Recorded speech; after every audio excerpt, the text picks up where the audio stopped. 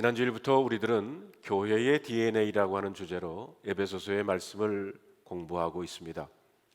사도 바울은 먼저 하나님께서 그리스도 안에서 성도들에게 주신 신령한 복을 말씀하시면서 우리가 할 일은 오직 감사와 찬송뿐이다라고 했습니다. 오늘은 이어서 에베소 교회 성도들을 생각하면서 그들을 위한 사도 바울의 기도를 소개하고 있습니다. 15절 16절에 보면 사도 바울은 감사의 기도로 시작을 합니다. 우리 함께 읽어볼까요? 이로 말미암아 주 예수 안에서 너희 믿음과 모든 성도를 향한 사랑을 나도 듣고 내가 기도할 때에 기억하며 너희로 말미암아 감사하기를 그치지 아니하고 했습니다. 본인이 개척하고 그 이후 다시 에베소로 돌아와서 3년 동안 목회했던 성도들을 생각하면서 로마의 감옥에서 사도 바울은 먼저 감사의 기도를 드리고 있습니다. 사도 바울이라고 에베소에서 목회할 때 어려움이 왜 없었겠습니까? 처음에는 유대인 회당에서 말씀을 전하다가 거부당하자 두란노 서원으로 옮겨 말씀을 가르치기도 했습니다. 유대인 마술사와 아데미 여신을 섬기는 사람들과 충돌로 인해 소동이 일어나기도 했습니다. 그런 과정에서도 믿음을 지키고 사랑을 나누었던 에베소 교회 성도들로 인해 사도 바울이 감사로 기도를 시작하고 있습니다.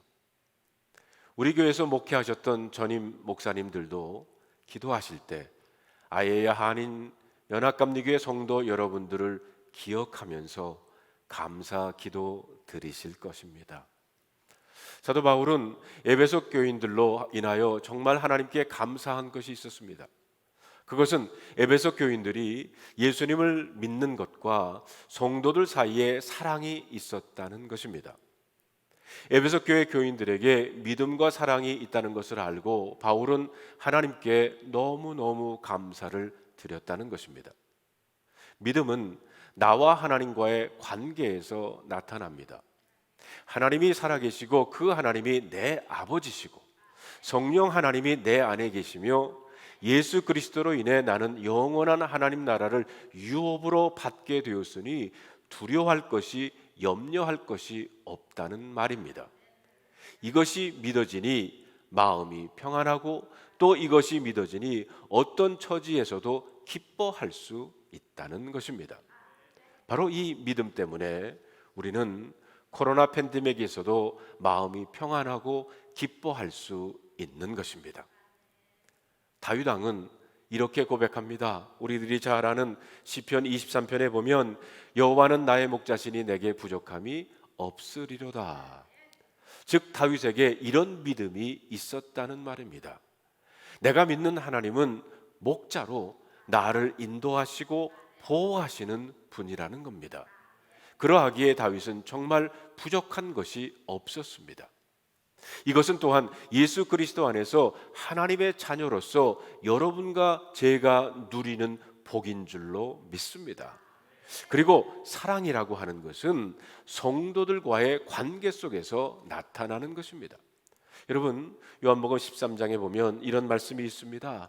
새 계명을 너희에게 주노니 서로 사랑하라. 내가 너희를 사랑한 것 같이 너희도 서로 사랑하라. 너희가 서로 사랑하면 이로써 모든 사람이 너희가 내 제자인 줄을 알리라.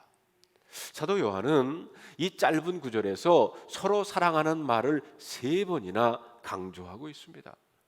우리가 하나님을 알고 소망을 갖게 되고 성령의 능력을 알게 되면 사랑하는 사람이 된다는 것입니다. 성도 여러분, 예수를 믿는다는 것은 이제는 사랑하는 사람이 되는 겁니다.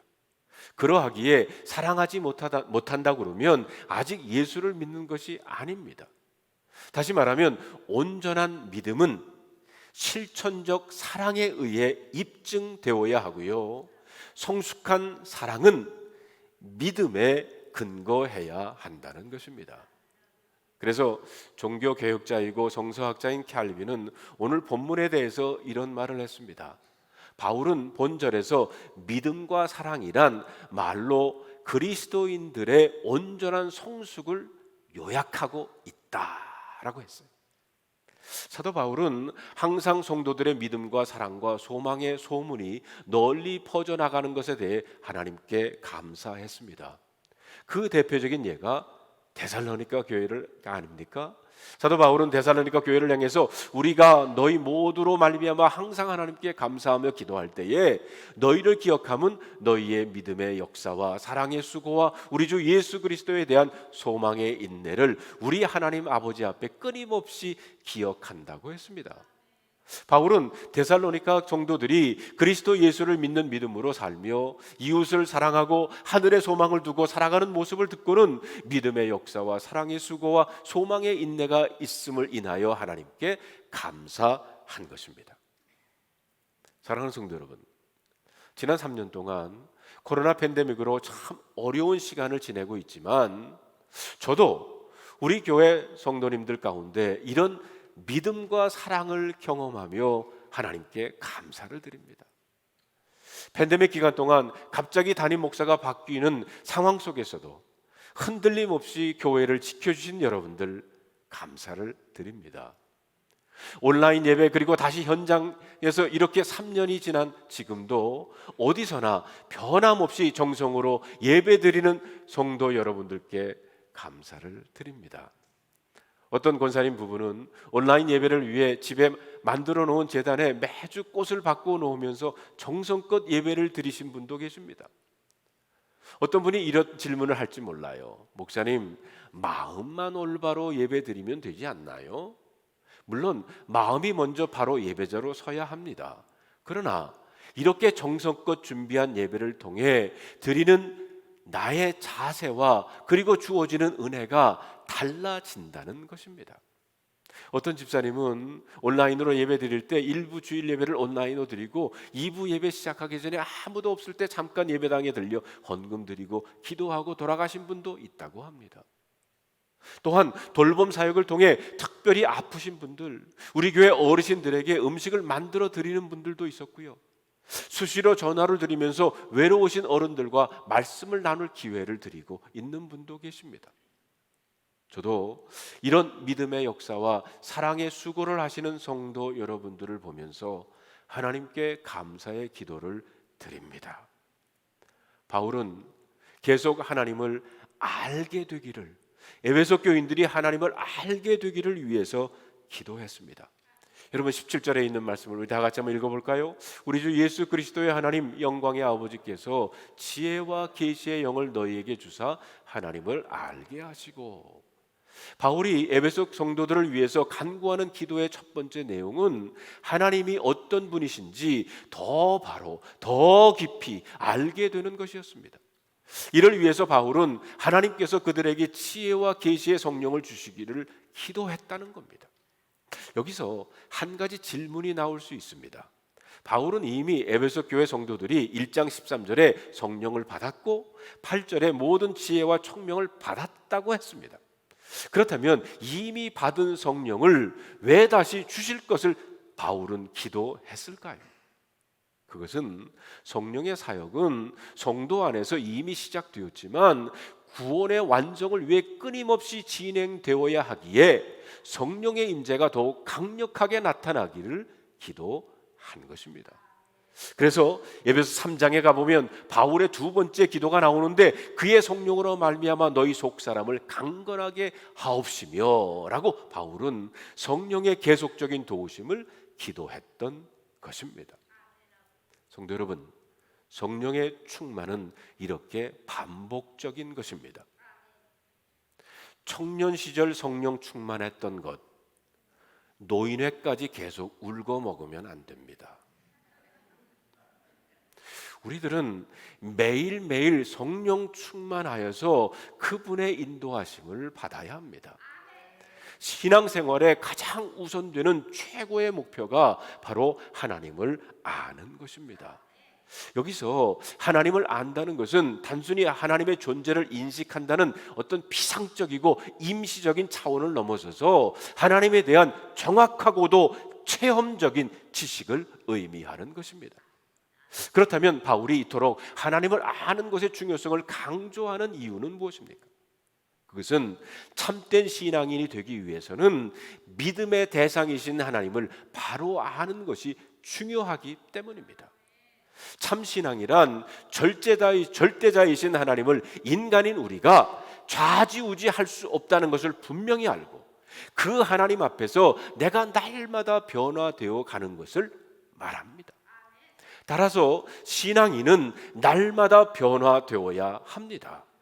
즉 과거와는 옛 모습과 구별되는 그런 가치관, 새로운 축복관, 그런 행복관을 가져야 참된 그리스도인이 되는 것입니다.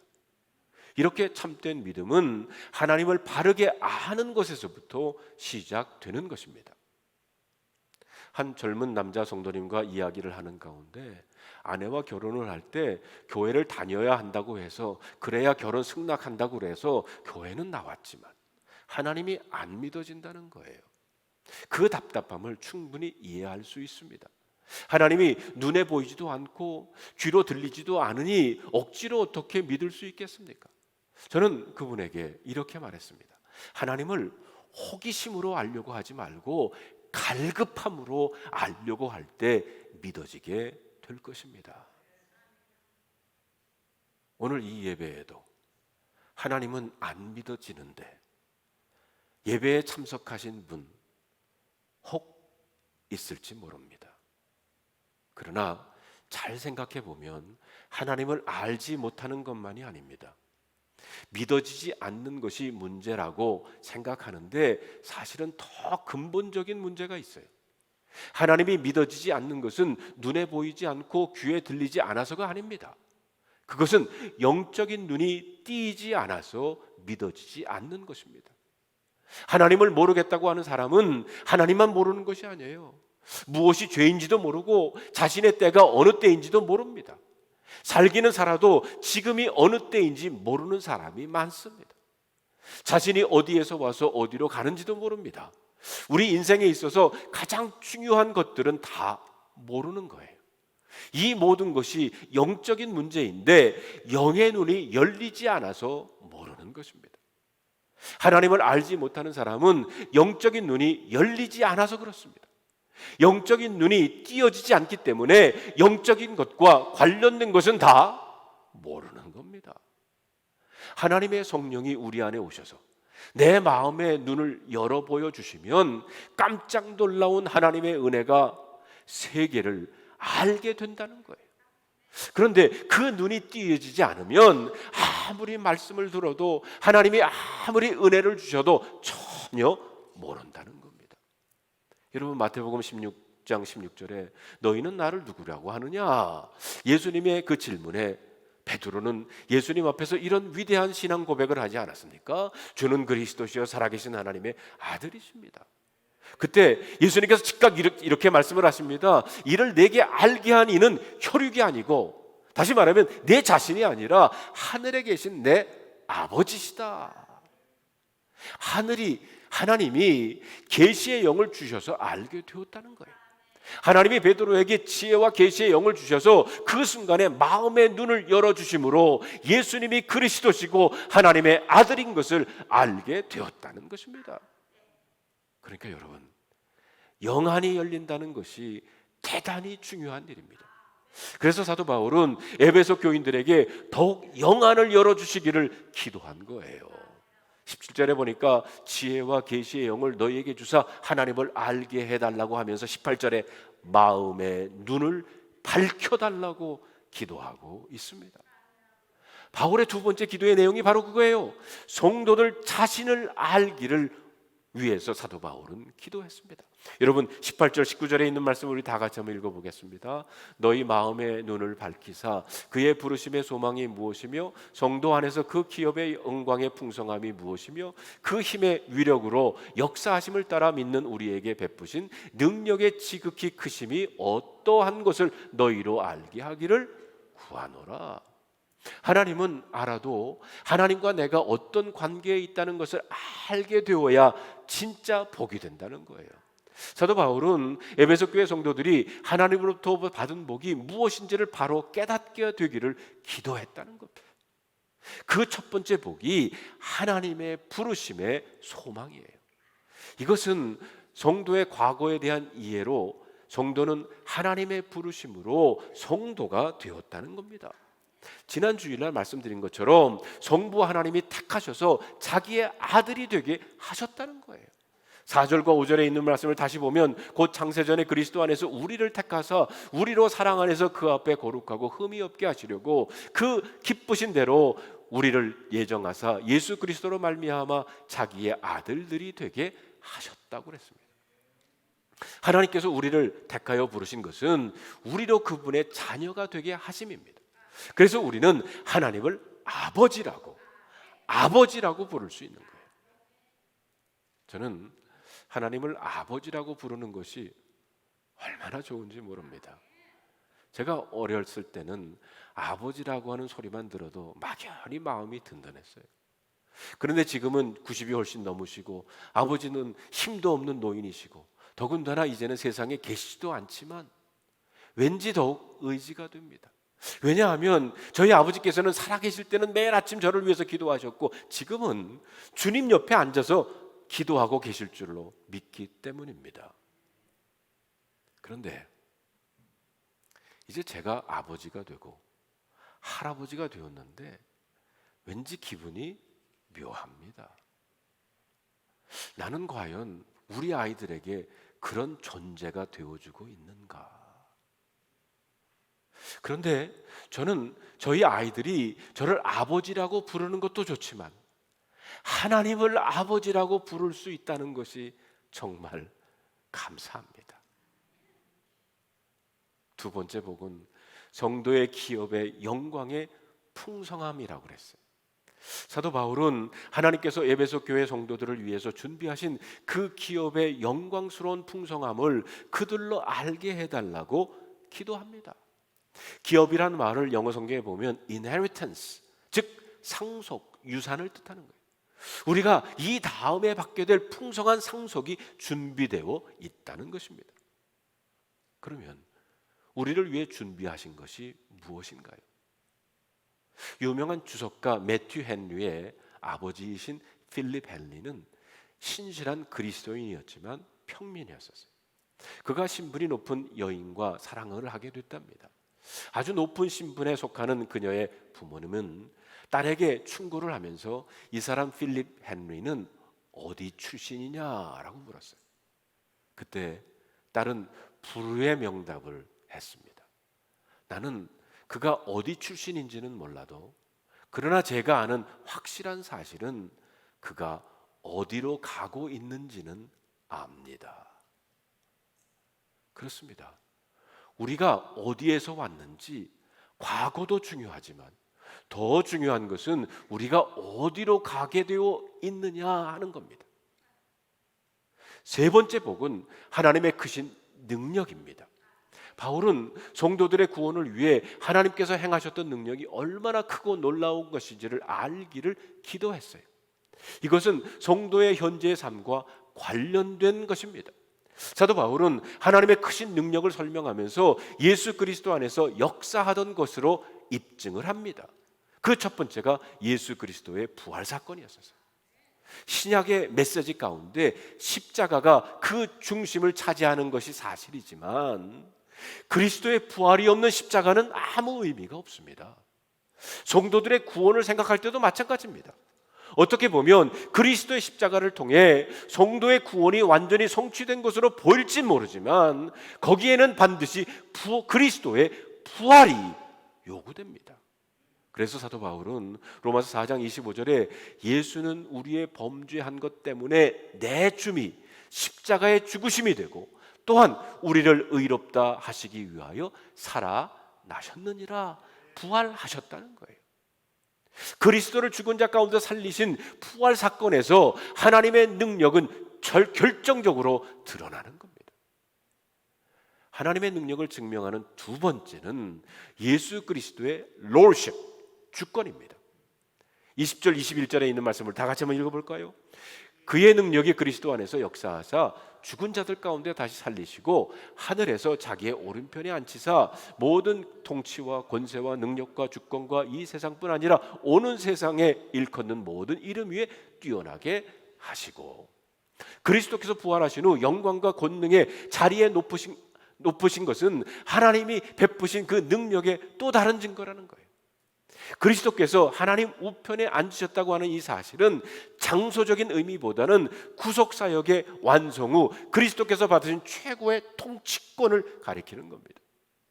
그리스도의 신적인 위엄과 우주적인 주권, 롤십을 뜻하는 거예요. 그렇다면 지금 그리스도의 위치는 얼마나 높고 그 주권은, 범위는 얼마나 넓은 것입니까? 바울은 21절에 말하기를 그리스도는 모든 통치와 권세와 능력을 주관하는 자, 모든 이름 위에 뛰어난 분이라고 그랬어요. 그래서 더 나아가서는 그 주권이 이 세상뿐만이 아니라 오는 세상까지 미치는 분이라고 답하고 있습니다. 그분의 능력은 셋째로 예수 그리스도의 교회의 머리 되심이라고 그랬습니다. 22절 23절에 있는 말씀을 다 같이 한번 읽어볼까요? 또 만물을 그의 발 아래 복종하게 하시고 그를 만물 위의 교회의 머리로 삼으셨느니라. 교회는 그의 몸이니 만물 안에서 만물을 충만하게 하시는 이의 충만함이니라. 여기서 사도 바울이 강조하는 것은 성도 안에서 역사하고 있는 하나님의 크신 능력과 또 그 능력이 정확히 어떤 방식으로 역사하는지 깨닫게 하려는 것입니다. 즉 교회를 통해 하나님의 능력이 역사해야 한다는 것입니다. 오늘 말씀에 보면 만물 위에 교회의 머리로 예수님을 세웠다고 했는데 얼핏 보기에는 잘 이해가 안 됩니다. 우리 눈에 보이는 세상에서 교회가 가지고 있는 비중이 사람들에게 그렇게 크게 보이지 않기 때문입니다. 미 정부가 코로나 팬데믹 기간에 교회는 에센셜, 필수적인 기관도 아니다라고 했어요. 특별히 요즘 미디어를 통해서 들려오는 교회에 대한 비판적인 소리는 우리로 하여금 부끄럽게까지 합니다. 자, 그런데 사도 바울은 에베소서를 통해 하나님께서 기대하시는 교회의 참 모습의 설계도를 보여주고 있습니다. 오늘 말씀에서 처음으로 교회에 대해서 언급을 하셨어요. 23절에 보니까 교회는 그의 몸이니 만물 안에서 만물을 충만케 하시는 자의 충만이라. 이 구절도 이해하기가 어렵지만 교회에 대한 최고의 찬사요, 최고의 정의입니다. 교회가 얼마나 놀라운 곳인가를 말씀하고 있는 것입니다. 우리가 쉽게 받아들일 수 있도록 설명을 드리면 온 만물 안에 하나님의 영광이 다 드러나 있습니다. 그래서 여러분, 자연 속에 들어가 보면 무엇이라고 설명할 수 없는 그런 감동과 은혜를 받지 않습니까? 산에 올라가거나 바다에 가보면 거기서 모든 사람들이 마음이 새로워지고 뭔가 가슴에 감동이 오는 것은 하나님의 영광이 그곳에 담겨져 있기 때문입니다. 특별히 하와이는 더욱 그렇지 않습니까? 바다든 산이든 가는 곳마다 와! 여러분 여기서 오래 사셔서 이제 감탄도 안 되세요? 저는 아직도 감탄이 됩니다. 감탄이 터져 나와요. 그런데 성도 여러분, 만물 속에 담겨져 있는, 자연 속에 담겨져 있는 하나님의 영광과 비교할 수 없는 하나님의 영광이 가득 차 있는 곳이 어디입니까? 바로 교회라고 그랬어요. 사실 우리가 몰라서 그동안 교회를 부담스럽게 여겼습니다. 때때로 교회 안에서 사람들에게 상처받은 것 때문에 교회는 다녀도 너무 깊이 관여하고 봉사하지 말아야 한다는 마음을 가지기도 했습니다. 교회는 정말 말도 많고, 그런데 요즘 온라인으로 예배드려서 보기 싫은 사람 보지 않아서 참 좋다라고 하는 분도 있어요. 그러나 이것은 우리들이 그동안 교회를 잘못 알았고요, 그리고 우리들이 잘못 경험했기 때문입니다. 하나님이 원하시는 교회 모습은 이것이 아닙니다. 만물 안에서 만물을 충만케 하는 자의 충만이라고 하는 말은 이 세상에서 하나님의 충만하심이 가득한 곳이 바로 교회라는 거예요. 교회가 어떤 곳이냐 하면 머리 되시는 예수 그리스도의 뜻이 이루어지는 곳입니다. 그리스도의 영인 성령님에 의해서 움직여지는 그리스도의 몸이 교회입니다. 머리와 몸이 하나로 나뉠 수 없는 것처럼 교회인 성도와 그리스도의 관계도 유기적이고 생명적인 연합으로 결코 나눌 수 없다는 관계입니다. 앞으로 계속해서 하나님의 충만하심이 가득한 교회의 모습을 우리들은 에베소서를 통해 배우게 될 것입니다.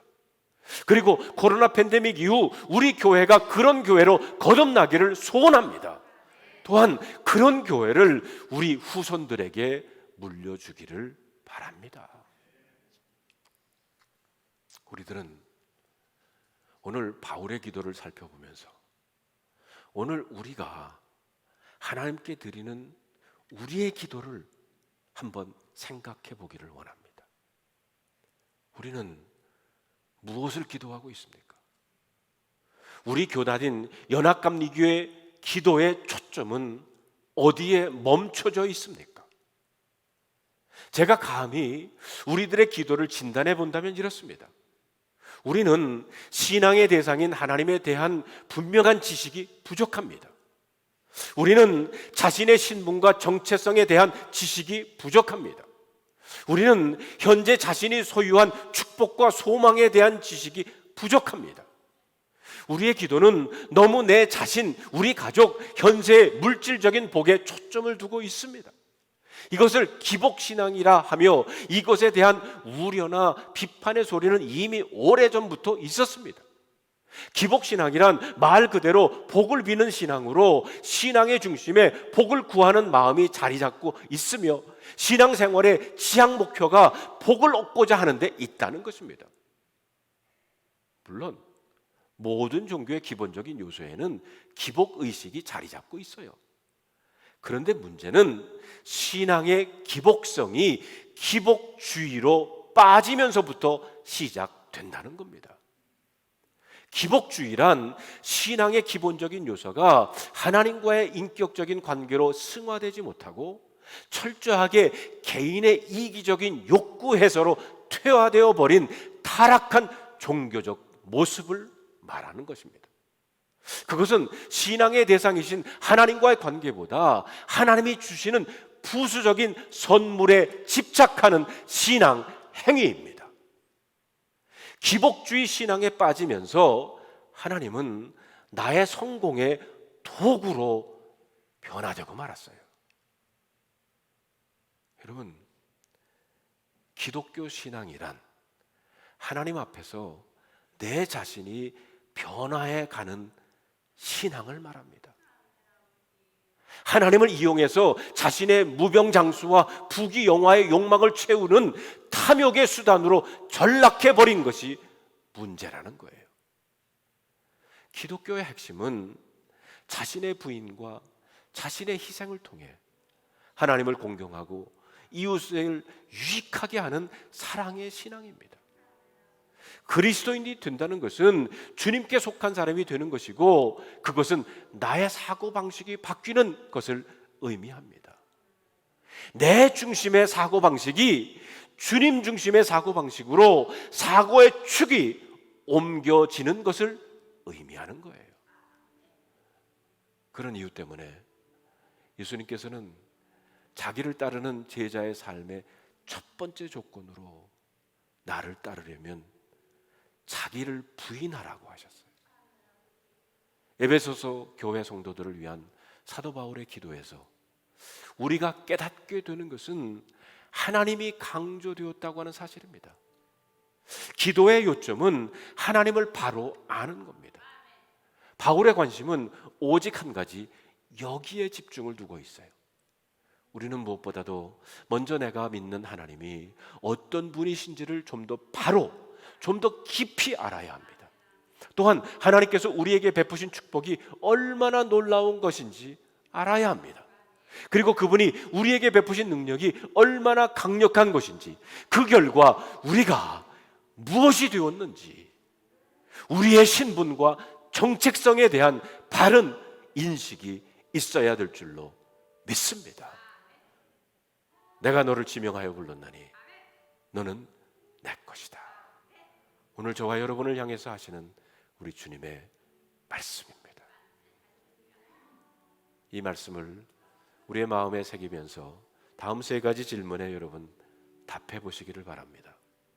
첫째, 나에게 하나님은 어떤 분이신가? 둘째, 코로나 팬데믹 시대 교회 머리 되신 그리스도와 나는 어떻게 연결되어 있나? 그리고 셋째, 이때 그리스도의 몸에 지체된 나는 다른 지체들과 여러분 옆에 앉은 그 사람과 어떻게 연결하고 있습니까?